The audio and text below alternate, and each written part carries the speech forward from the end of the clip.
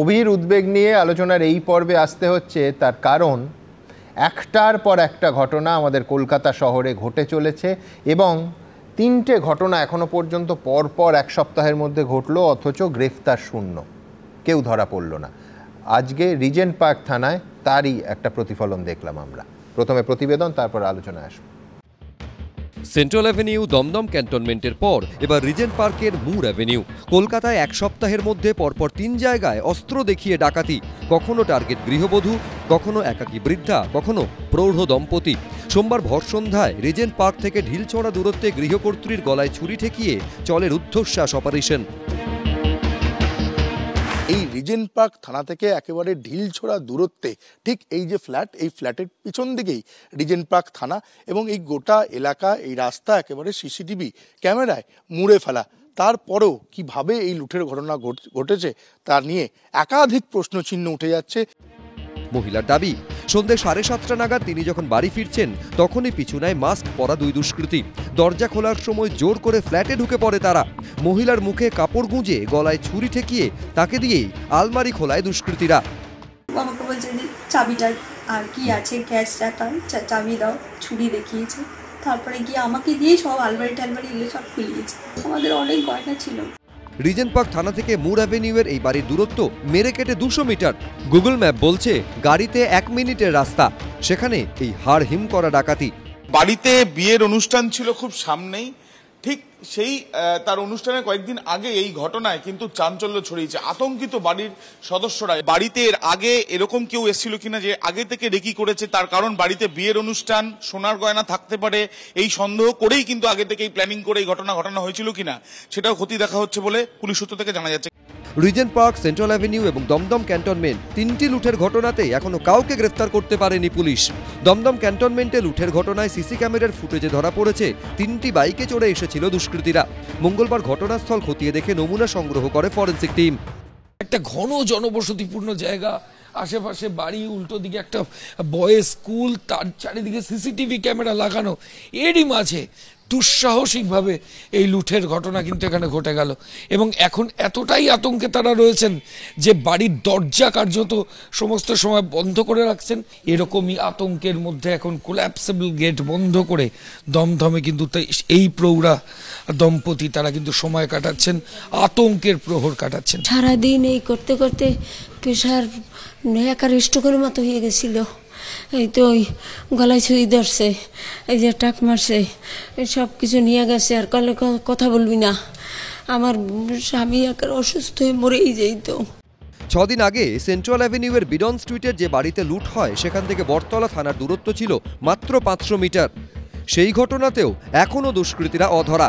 আর একই ধরনের ঘটনা কলকাতার বুকে বারবার ঘটার পর প্রশ্ন একটাই, কোথায় পুলিশ, কোথায় আইন শৃঙ্খলা? ভাগ্যের ওপর ভরসা করেই কি থাকতে হবে শহরবাসীকে? সৌমিত্র রায়, আবির দত্ত, ময়ূখ ঠাকুর চক্রবর্তী, এবিপি আনন্দ।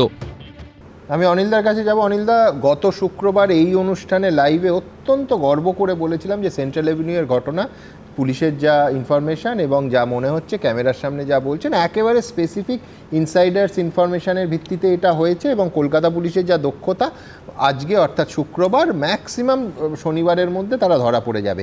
5 দিন চলে গেল, এখনও অবধি গ্রেফতার হচ্ছে শূন্য। যে বয়স্ক মানুষটি ফিমার বোন ভেঙে পড়েছিলেন শয্যাশায়ী, সেই মানুষটিকে কোনো রকমে আত্মীয়ের বাড়ি আবার হামলা হতে পারে এই ভয় হয়তো আত্মীয়ের বাড়িতে নিয়ে যাওয়া হলো। আমি বলছি কলকাতা শহরের এই হাল কেন? না, এটা যে নতুন হচ্ছে তা নয়, আমাদের সময়ও হয়েছে। হ্যাঁ, কিন্তু ডিটেক্ট হতো। একদম তফাৎটা ওইখানে। তবে ডিটেক্টও টাইম দিতে হবে, হয়তো এখন তো আর ল্যাম্প পোস্টের মতো দাঁড়িয়ে নিয়ে এখানে পাওয়া যাবে। কলকাতা পুলিশের একসময় ডাকাতি সেকশন এবং হোমিসাইড সেকশন, আপনাদের সময়ের থেকে যে বড় তফাৎটা অনিলদা সেটা হচ্ছে সিসিটিভি। হ্যাঁ, এখন তো অ্যাডভান্টেজ। তখন আমাদের এই যে ধরুন রিজেন্ট পার্কের পাশে হচ্ছে দাসানি স্টুডিও, সিসিটিভিতে মোড়া এলাকাটা, সেটাই হচ্ছে কথা। এখন তো অনেক অ্যাডভান্টেজ আছে, যার জন্য ডিটেকশনও হচ্ছে। সম্প্রতি দত্তপুকুরে যে ডিটেকশনটা করেছে, পার্সু করে করেছে, আজ মুন্ডুটা পেয়েছে, যা করছে এটা পাওয়া যাবে, আমার মনে হয় পাওয়া যাবে এবং এগুলো হয়েছে, ডিটেকশন হবে। কিন্তু ডিটেকশন হলেই যেটা হবে না, আমাদের যেটা হতো, আমরা ডিটেক্ট করার পরে আমরা রিকভারি করে এভিডেন্স জোগাড় করে উইদিন দি স্টিপুলেটেড টাইমে পিরিয়ডে চার্জশিট দিয়ে দিতাম, দিয়ে কনভিকশন হয়ে তারপরে বেরোতো, জেল খেটে বেরোতো। তার ফলে একটা গ্রুপ বন্ধ হয়ে থাকলে সেটা বন্ধ হতো। ঠিকই, কিন্তু আমি বলছি থামানো যাচ্ছে না পর পর। এবং সব থেকে তুমি মানে লোকেশনগুলো দেখো, 3টে জায়গার লোকেশন জাস্ট সেন্ট্রাল এভিনিউটা প্রথম বলি, বটতলা থানা থেকে মাত্র 500 মিটার। 16ই ফেব্রুয়ারি দমদম থানার ঘটনা 2 কিলোমিটারের মধ্যে। আর রিজেন্ট পার্ক হচ্ছে কার্যত উল্টো দিকে, 200 মিটারও নয়। থানার এতগুলো এত কাছে মেরে কেটে, মানে রিজেন্ট পার্ক থানা থেকে এই বাড়ি 200 মিটার, তার মধ্যে কলকাতা শহরের মধ্যে ঘটনা মানে আমি ক্রমশ বেড়ে যাচ্ছে, এবং এক সপ্তাহে 3টে। এই ঘটনার ঘটার কারণ হিসাবে আমি যে যতটুকু ব্যক্তিগতভাবে মনে হয়, অনেকবার এটা বলার চেষ্টা করেছি, দুষ্কৃতীদের রেজিস্টার রাজনৈতিক দলের নাম হচ্ছে তৃণমূল কংগ্রেস। পুলিশের মনোবল সেদিনই ভেঙে যায়, ডাকাতি করছে, এটা কি করে পুলিশের মনোবল সেদিনই ভেঙে যায় যেদিন মুখ্যমন্ত্রী ভবানীপুর থানা থেকে দুষ্কৃতীদেরকে ছাড়িয়ে নিয়ে আসে। এই মুখ্যমন্ত্রী একসময় বলেছিল দুষ্কৃতীদেরকে উনি নিয়ন্ত্রণ করে, আজকে দুষ্কৃতীরাই রাজ্যটাকে নিয়ন্ত্রণ করছে। তোমার থিওরি অনুযায়ী সাইফ আলী খানের বাড়িতে যে ঢুকেছিল সেও বিজেপি, ওখানে বিজেপি সরকার আছে। সেটা সাইফ আলী খান ওখানকার যারা, তারা মানে ওখানকার বিরোধী এটা বলবে। এখানে দাঁড়িয়ে এগুলো কোনোটাই তো কাম্য নয়। আজকের দিনে দাঁড়িয়ে প্রকাশ্যে তৃণমূল কংগ্রেসের রাজনৈতিক নেতা এবং দুষ্কৃতীদের চেহারা আলাদা করা যাচ্ছে না। ফলে স্বাভাবিকভাবেই এই যে একের পর এক ঘটনা ঘটছে, স্যার যেটা বলছিলেন যে শুধু ডিটেকশন নয়, তাকে একেবারে শাস্তি দেওয়া অবধি নিয়ে যাওয়া এটা সম্ভব হচ্ছে না। এই কারণে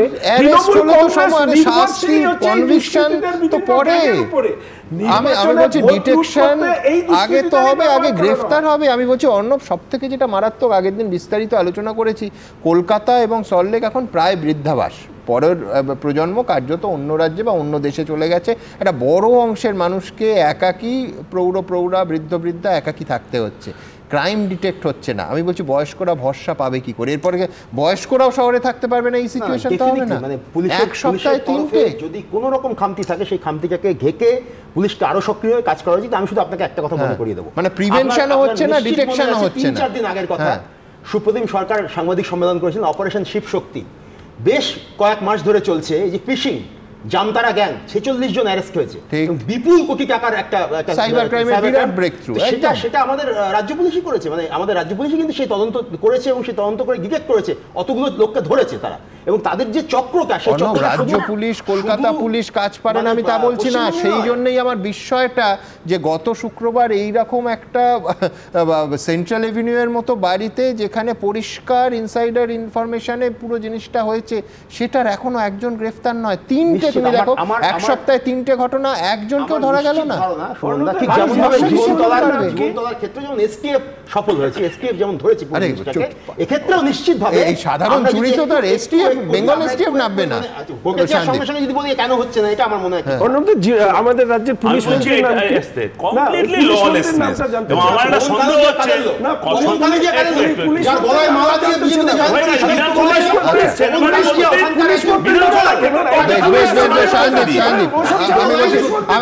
আমি ডাকাতদের মধ্যে অন্তত তৃণমূল আর বিজেপি করতে পারবো না। হ্যাঁ, ওরাই বলছিল বিধানসভায় তুই চোর, আর বলছে তুই চোর। আমি বলছি কয়লা, গরু পাচারের সাথে যারা যুক্ত, চাকরি বিক্রির সাথে যারা যুক্ত ছিল, তারা কি কোনোভাবে পেশা বদলাচ্ছে? আর সেই পেশা বদলের কারণে তাদের যা ট্র্যাক রেকর্ড, তাতে এই সামান্য ডাকাতির টাকায় তাদের হবে। এটা ভালো বলেছেন। পুলিশ আসলে দলদাস হয়ে গেছে। দুষ্কৃতীরা মনে করছে যে এটা কালে সিং কার গলায় মারা পড়েছিল, পুলিশ কার্যত কোল মাফিয়া কালে সিং কার গলায় মারা পড়েছিল দুদিনের মধ্যে। সেই সময় মুখ্যমন্ত্রী ছিলেন ওইখানে ওই কলা মাফিয়া ছিল, তাদের সঙ্গে ছিল ক্রিমিনাল কলা মাফিয়া, তাদের সঙ্গে ছিল 2011 সাল পর্যন্ত আমি জানতে চাইছি। এই মাঝে ওই পুলিশ ছিল, আর ওই পুলিশের জন্য সমস্ত বিষয় আইনি বন্ধুদের দোকান থেকে বেরিয়ে বিস্তারিত যাবো, আবার এর ব্যাখ্যা আসবো, কিন্তু তার আগে দেখাবো যে একেবারে থানার থেকে ঢিল ছোঁড়া দূরত্বে প্রত্যেকটা ঘটনা ঘটছে। এবং সেন্ট্রাল এভিনিউর ঘটনা বারবার বলছি এই জন্য যে শয্যাশায়ী একজন মানুষ, একে তিনি বাড়িতে আক্রান্ত হলেন, বাড়ি লুট হলো, এবং তারপর আজকে আত্মীয়রা তাকে তুলে অন্য বাড়িতে নিয়ে যেত। একজন বয়স্ক মানুষের এই দুর্ভোগ কেন? আমি বলছি যে বয়স্করা যারা কলকাতায় আছেন তাদেরকে এবার এই শহর ছাড়তে হবে। পরের প্রতিবেদন। গত বুধবার সেন্ট্রাল অ্যাভিনিউয়ে যে বাড়িতে লুটপাট হয়, সেখান থেকে বটতলা থানার দূরত্ব ছিল মাত্র 500 মিটার। এরপর রবিবার দমদম ক্যান্টনমেন্টে যে বাড়িতে লুট হয় তার থেকে দমদম থানার দূরত্ব ছিল 2 কিলোমিটার। আর এবার মুর অ্যাভিনিউর যে বাড়িতে হামলা হলো তার থেকে রিজেন্ট পার্ক থানার দূরত্ব মেরে কেটে 200 মিটার। অর্থাৎ পুলিশের নাকের ডগায় লুটপাট চালাচ্ছে দুষ্কৃতীরা। দিনে দিনে দুঃসাহসী হয়ে উঠেছে তারা। আর উল্টো দিকে ঠিক ততটাই আতঙ্কে উদ্বেগে আরও কুঁকড়ে যাচ্ছে অসহায় সাধারণ মানুষ। কারণ সব ক্ষেত্রেই দুষ্কৃতীরা অধরা। পরিস্থিতি এমন পর্যায়ে পৌঁছেছে যে সেন্ট্রাল অ্যাভিনিউয়ে আক্রান্ত বৃদ্ধাকে এই বাড়ি থেকে নিয়ে চলে যেতে বাধ্য হলেন তার মেয়ে। অ্যাম্বুলেন্সে করে পুলিশ আধিকারিকদের অ্যাসিস্ট্যান্সে মধুমিতা মিত্র তিনি কিন্তু এই সেন্ট্রাল এভিনিউর বাড়ি ছেড়ে আত্মীয়ের বাড়িতে চলে যাচ্ছেন। তিনি আতঙ্কের মধ্যে রয়েছেন গোটা ঘটনার পর, এবং সেই আতঙ্কের মধ্যে থাকতে থাকতেই এবার আত্মীয়ের বাড়িতে যাওয়ার সিদ্ধান্ত নিয়েছেন এই 66 বছরের প্রৌঢ়া। সেন্ট্রাল অ্যাভিনিউয়ের এই বাড়িতে একাই থাকতেন বছর 65 মধুমিতা মিত্র। 2 মেয়ে বেঙ্গালুরুতে থাকেন। বাড়িতে লোক বলতে সর্বক্ষণের জন্য একজন পরিচারিকা আর এক কেয়ারটেকার। বাড়ির কাছেই থানা। এই ভরসাতেই বৃদ্ধা মাকে একা রেখে ভিন রাজ্যে গিয়েছিলেন 2 মেয়ে। কিন্তু বুধবারের লুটপাট সেই ভরসা টলিয়ে দিয়েছে। মাকে আর কিছুতেই একা ছাড়তে রাজি নন তারা। অসুস্থ শরীরেই বৃদ্ধা মাকে আত্মীয়ের বাড়িতে পাঠাতে বাধ্য হলেন মেয়ে। রোগগ্রস্ত বৃদ্ধাকে শয্যাশায়ী অবস্থায় নিজের বাড়ি ত্যাগ করতে হচ্ছে। এর থেকে দুর্ভাগ্য আর কি হতে পারে? তো পুলিশ যেখানে কোনো একটা দলের হয়ে কাজ করবে, অন্য দলের লোকরা তো তার কাছ থেকে বিচার আশাই করতে পারে না, পাওয়া তো দূরের কথা। অপরাধীরা যদি শাসক দলের আশ্রয়ে থাকে তাহলে পুলিশের পক্ষে তাদের বিরুদ্ধে ব্যবস্থা নেওয়া এখন সম্ভব হচ্ছে না, হওয়া উচিত। অপরাধীরা পুলিশকে অতটা ভয় পায় না। শাসক দলের আশ্রয় থাকলে তাদের বিরুদ্ধে কেস ঠিকমতো শুরু হয় না। পুলিশের ভয় কি উবে যাচ্ছে দুষ্কৃতীদের মন থেকে? এত বেপরোয়া তারা হয়ে উঠছে কি করে? কবে ধরা পড়বে অভিযুক্তরা? প্রশ্ন অনেক, উত্তর অধরা। ময়ূক ঠাকুর চক্রবর্তী, সত্যজিৎ বৈদ্য ও জয়ন্ত পালের রিপোর্ট, এবিপি আনন্দ। বিশ্বনাথ, পুলিশ কোনো ব্যাখ্যা দেয়নি, কিন্তু এটা কি যে অন্য রাজ্যের গ্যাং এসে ডাকাতি করে চলে গেছে, এই ধরনের কিছু হতে পারে? শোনো, দেখুন, একটা দুটো আপনি সাফল্য তুলে ধরে সামগ্রিক বিচার করতে পারেন না। সাধারণভাবে পুলিশের প্রবণতাটা কী আপনি যদি দেখেন, সারাদিন ধরে পুলিশ ব্যস্ত বিরোধীদের আটকানোর জন্য আর মিডিয়াকে বিরুদ্ধে মামলা করার জন্য। ফলে পুলিশের বেসিক কাজটাই তো, ফোকাসটাই চেঞ্জ হয়েছে। বিরোধীদের আটকাও, আর মিডিয়ার যারা সাংবাদিকতা আছে করেন স্বাধীনভাবে, তাদেরকে একের পর এফআইআর করে, তাদের বিরুদ্ধে ব্যবস্থা নাও, ইত্যাদি ইত্যাদি। আমি দুটো জিনিস আপনাকে বলছি। পুলিশের কর্মী সংখ্যা দেখুন, 40% শূন্য পদ। আপনি সিভিক ভলান্টিয়ারদের দিয়ে কাজ চালাচ্ছেন। আপনি কন্যাশ্রী, যুবশ্রী, খেলার সাথে লক্ষ্মীর ভাণ্ডার দিতে গিয়ে বেসিক যে অ্যাডমিনিস্ট্রেটিভ স্ট্রাকচারটা সেটা নষ্ট করে দিয়েছেন। আপনি গভর্নেন্সের যে বেসিক ইনস্টিটিউশনগুলো সেগুলোকে ব্রেক করে দিয়েছেন। কেবলমাত্র নির্বাচনে জয়ী হওয়ার জন্য পার্মানেন্ট পুলিশ ব্যবস্থাটাকে ধ্বংস হয়ে গেছে। এবং একই সাথে আপনি প্রশিক্ষণের উপর গুরুত্ব দিচ্ছেন না। কিছুদিন আগে আপনার মনে থাকতে পারে মুখ্যমন্ত্রী বললেন একই সাথে ওরা মানে নিয়োগের পরে চাকরিও করবে, প্রশিক্ষণও হবে। এটা হয় নাকি এইভাবে? আগে প্রশিক্ষণটা তো হবে। ফলে এফিসিয়েন্সিটা কিন্তু সাধারণভাবে লুজ করেছে, এটা আমি বলতে। এবং লাস্টই বলতে চাই সুমনদা, যারা আমার বাবা, বয়স্ক মানুষ, যারা বৃদ্ধ মানুষ, আমার বাবা, কাকা, জ্যাঠারা, তাদের বয়স হয়ে গেছে জন্য তাদের নিরাপত্তা রাষ্ট্র দিবে না। তারা হয়তো সবাই ভোটে অংশও নিতে পারেন না শারীরিক কারণে। তাই বলে তাদের কি গুরুত্ব থাকবে না সমাজে? রাজনৈতিক দলগুলো তাদের উপর নজর দিবেন না? যাদেরকে আমরা 85,000, 1 লাখ টাকা করে যে সমস্ত ক্লাবগুলোকে আমরা মুখ্যমন্ত্রী বন্টন করেন, ক্লাবের প্রতি কোটি কোটি টাকা খরচা করছেন, সেই সামাজিক দায়িত্ব কি ক্লাবগুলো পালন করে? সেই প্রশ্নটা কি রাখবো না? হ্যাঁ, কদিন আগে এই যে পুলিশের যে অবস্থা, মানে একজন নাগরিক, 113 জন নাগরিক পিছু একটা পুলিশ, এইটা হচ্ছে আনন্দবাজারে, ওয়েস্ট বেঙ্গল, এবং সেটা সবচেয়ে নিচের দিকে। এবং এদের মধ্যেও অধিকাংশ অনেক ধরনের কাজের তারা ব্যস্ত আছে, মানে এই পুলিশ মধ্যে নানা ধরনের কাজে আছে। তো এটা গেল একটা সাইড। দ্বিতীয় একটা সাইড হচ্ছে ফিরহাদ হাকিম নিজে বলছেন, একজন মেয়র নিজে বলছেন পুলিশ অ্যাক্ট নাও, তো তিনি পুলিশকে বলছেন অ্যাক্ট নাও। তাহলে কোথায় আমরা যেতে? থার্ড যে কথাটা বলবো, থানার থেকে বারবার করে দেখা যাচ্ছে এটার মধ্যেই তো একটা প্যাটার্ন আছে যে থানার এত কাছে, থানার নাকের ডগায়, অর্থাৎ এদের এই বিষয়টাতে তাদের মনে হচ্ছে যেন থানার কাছে থাকলে অনেক বেশি ল্যাক্সিটি থাকছে পুলিশ প্রশাসনের, এবং সেই জায়গাগুলোতেই হচ্ছে আমার ধারণা।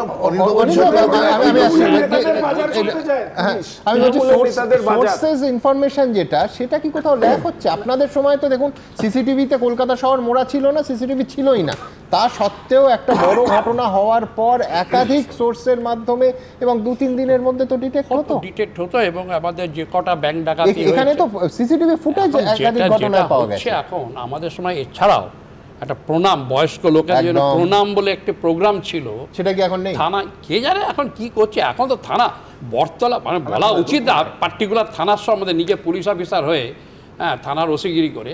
আচ্ছা, স্থানীয় শাসক দলের কাউন্সিলর বলছে এই থানার সম্বন্ধে কি বলবো, যত কম বলা যায় তত ভালো। এর চেয়ে লজ্জাজনক অবস্থা হয়েছে জিনিস। আমরা এখন থানার যে অবস্থা, আর ওই থানা সম্বন্ধে একজন সিনিয়র সিটিজেন কি বলেছেন না জানি, রিটায়ার্ড আইজি তাকে যেভাবে হেনস্থা করেছে, পুলিশ রেগুলেশনটাও পড়ে না। Police regulation Calcutta chapter 2 regulation 8-এ বলা আছে রিটায়ার্ড অফিসারদের সঙ্গে কীভাবে ব্যবহার করবেন। রিটায়ার্ড অফিসার বাদ দিলাম, এবার যে 73 ইয়ার সিনিয়র সিটিজেন ভদ্রতা করবে না। আমি ওইটাই বলছি। তারপরে আমি প্রণামের ব্যাপারে একজন ইয়ারমারা তারা যেত, দেখা করতো, তাদের সঙ্গে ফোন নাম্বার দেওয়া ছিল।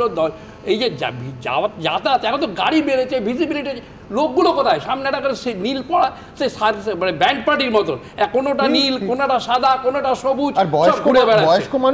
রিক্রুটমেন্টটা যেটা বিশ্বনাথবাবু যেটা বললেন, বাস্তব কথা বলেছেন, উনিও যেটা বললেন, রিক্রুটমেন্টটাই তো ফেয়ার হচ্ছে না।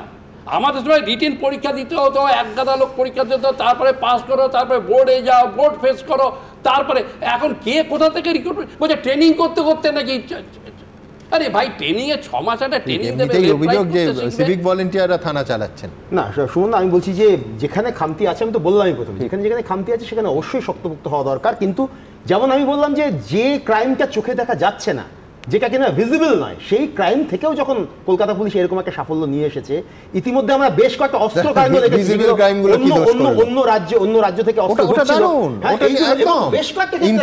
আজকে বটতলা থানা একটা শিশুকে ধর্ষণ ও খুনের চেষ্টার কেসেও ফাঁসির সাজা হয়েছে, প্রশংসনীয়, ভালো কাজের প্রশংসা হবে। কিন্তু আমি বলছি এই মানুষগুলোকে ভরসা না দেয়া গেলে গোটা সিস্টেমটা ফেল করবে। আমি শুধু একটি কথা বলবো, অর্ণবদার কথা শুনে মনে হচ্ছিল আজকে মাননীয় মুখ্যমন্ত্রীর দুটো রূপ আমি দেখেছি, একটা নালিশ পিসির আর একটা সাফাই পিসির। অর্ণবদাও তাই সাফাই দেওয়ার চেষ্টা করছেন, দুর্বলতাগুলো ঢাকার চেষ্টা করবেন ইত্যাদি ইত্যাদি। সমস্যাটা কোথায়? সমস্যাটা হচ্ছে যে নেতা মন্ত্রীরা পুলিশ সম্পর্কে অভিযোগ করছে যে এ তো অমুক মন্ত্রীর বাজার করে দেন, এ তো অমুক মন্ত্রীর দারোয়ানগিরি করেন। এই যখন পুলিশের সহযোগে অভিযোগ, তৃণমূলের কাউন্সিলর দাঁড়িয়ে বলছেন যে বটতলা থানা সম্পর্কে যত কম বলা যায় তত ভালো। স্বাভাবিক। আমি বলছি পুলিশের তো বিরোধীদের নাস্তানাবুদ করা ছাড়া দ্বিতীয় কোনো কাজ নেই। কাউন্সিলর শাসক দলে তারা বটতলা থানা সম্পর্কে যা বলছেন সেটা শুনলেন। একটু আগে বলছিল যে 1:113 পুলিশ এবং নাগরিকের অনুপাত। তার চেয়েও বড় কথা আমার কাছে, পুলিশ মহলে একটা চালু কথা আছে, 5 জন পুলিশ কর্মী গিয়ে 500 লোককে কন্ট্রোল করে। কারণ পুলিশ সম্পর্কে মানুষের মধ্যে কখনো ভয়, কখনো সম্ভ্রম কাজ করে। আজকে সেই পুলিশটাই দলদাসে পরিণত হয়েছে, আর দুষ্কৃতীরা মনে করছে যে এই পুলিশ হলো তাদের নিজেদের লোক। তার পরিণতি দেখুন, আমি আবার বলছি যে পুলিশের কি প্রকল্প আছে সত্যি সত্যি আমাদের জানা নেই, কিন্তু সেই প্রকল্প নিতে হবে, সেই যোগাযোগ বাড়াতে হবে যেখানে সাধারণ মানুষ এবং বয়স্ক মানুষরা তারা ভরসা পান। একজন মানুষ যার ফিমার বোন ভেঙে গেছে, তার বাড়ি প্রথমে লুট হলো, তারপর তাকে বাড়ি ছেড়ে অ্যাম্বুলেন্সে অন্য জায়গায় চলে যেতে হলো। এটা পুলিশের পক্ষে খুব শ্লাঘার বিষয় নয়, সহ নাগরিক হিসেবে আমাদের কারুর পক্ষে শ্লাঘার বিষয় নয়। আমি শুধু এইটুকু বলবো যে রাজ্য পুলিশ এবং কলকাতা পুলিশ একাধিক ভালো কাজ করেছে, তাদের দক্ষতার ওপর আমাদের ভরসা আছে। সেই জন্যই বিষয়টা যে 5 দিন চলে যাওয়ার পর কেন ডিটেক্ট হলো না এই ধরনের একটা ডাকাতির মতো ক্রাইম, একদিকে ডিটেক্ট হলো না, অন্যদিকে ঘটনা প্রবাহ বাড়তে থাকলো। 1 সপ্তাহের মধ্যে 3টে ঘটনা ঘটলো আমাদের এই কলকাতা শহরে। আমি ঠিক এইখান থেকে পরের যে বাক্যগুলো পড়ব, যিনি বলছেন তিনি কলকাতা হাইকোর্টের মাননীয় প্রধান বিচারপতি। কোন জায়গা থেকে, কোন উপলব্ধি থেকে এই শব্দগুলো আজকে তাকে এজলাসে উল্লেখ করতে হলো, নিঃসন্দেহে আমাদের প্রত্যেকের ভেবে দেখা দরকার, সরকারের তো বটেই। তিনি বলছেন, আপনারা ভোট নিয়ে চিন্তিত, ভোটারদের নিয়ে নয়। আপনারা পার্ক স্ট্রিটের আলোকসজ্জা নিয়ে গর্ব করেন, কিন্তু কলকাতার বাইরে গিয়ে দেখুন কি অবস্থা। মানুষ মারা যাচ্ছে, চন্দননগরে কোনো মাল্টি স্পেশালিটি হসপিটাল নেই। পুরুলিয়া, মুর্শিদাবাদ চলে যান, দেখবেন স্বাস্থ্য ব্যবস্থা কী অবস্থায় আছে। রাজনৈতিক ইচ্ছে ছাড়া আমলারা কাজ করতে পারেন না, ভক্তি ছাড়া রথ টানা খুব মুশকিল। আরও বলছেন, সরকারকে পরামর্শ দিয়ে কলকাতা হাইকোর্টের মাননীয় প্রধান বিচারপতি, আপনাদের নিয়োগ সংক্রান্ত নীতির পরিবর্তন করতে হবে।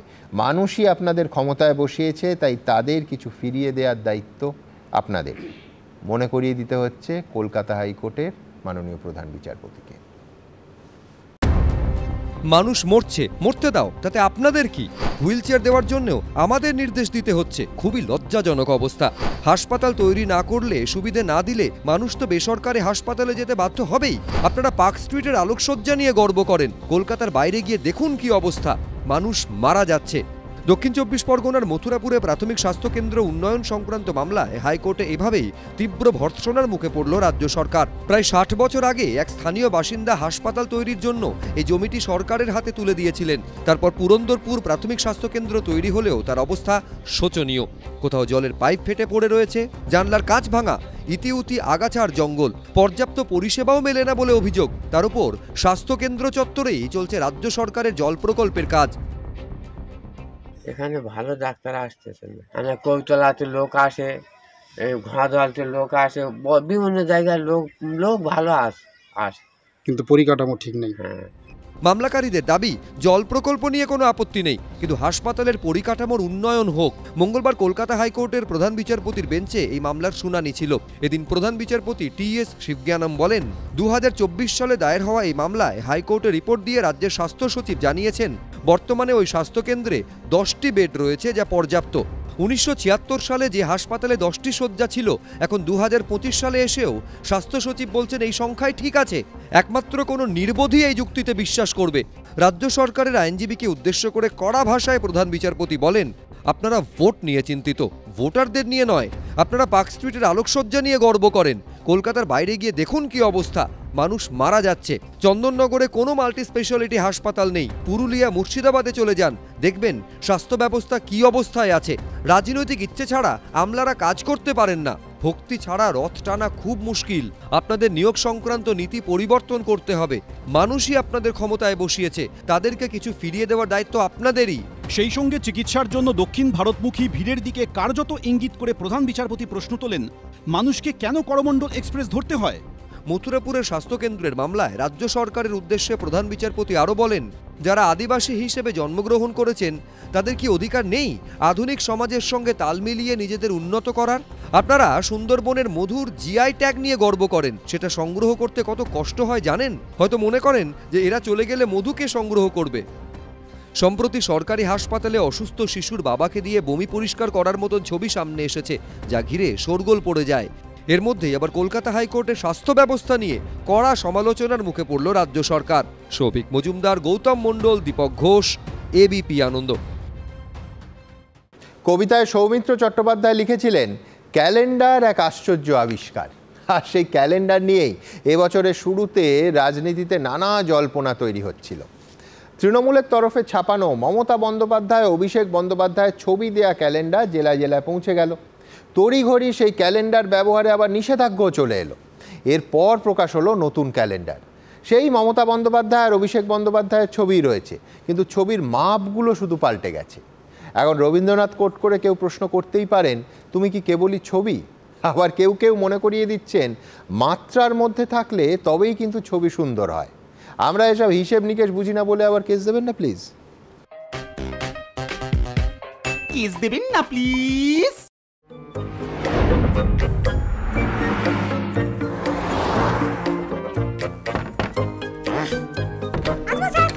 এসো এসো।